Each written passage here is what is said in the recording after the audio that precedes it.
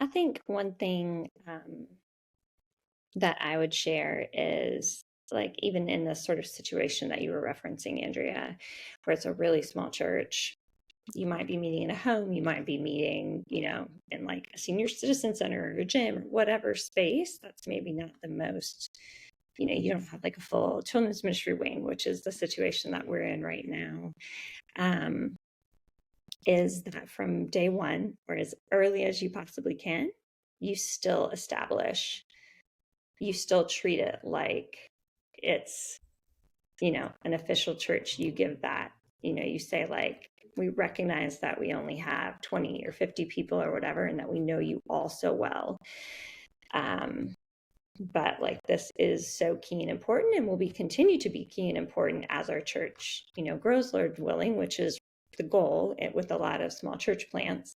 And so just emphasizing like right from the get-go, even if it feels like it's extra or like too much, which I think we feel sometimes in small, trusting communities. It's easier to stay with something strong and consistent that you started than it is to build it in later on. Yes, absolutely.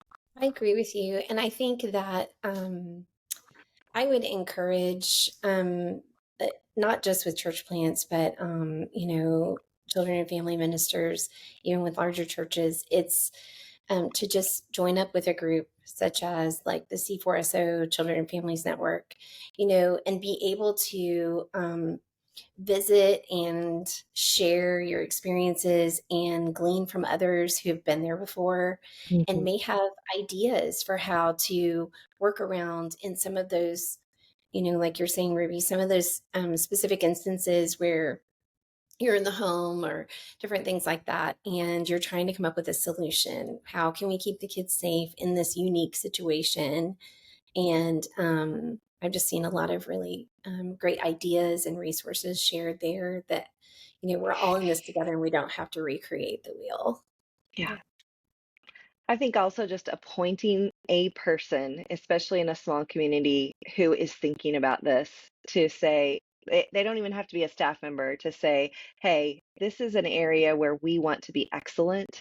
Can you help us be excellent in this area of our ministry? And, we can create the perfect plan. We can execute everything perfectly and things can still go wrong. So I think my second encouragement would be to ask the Lord for protection.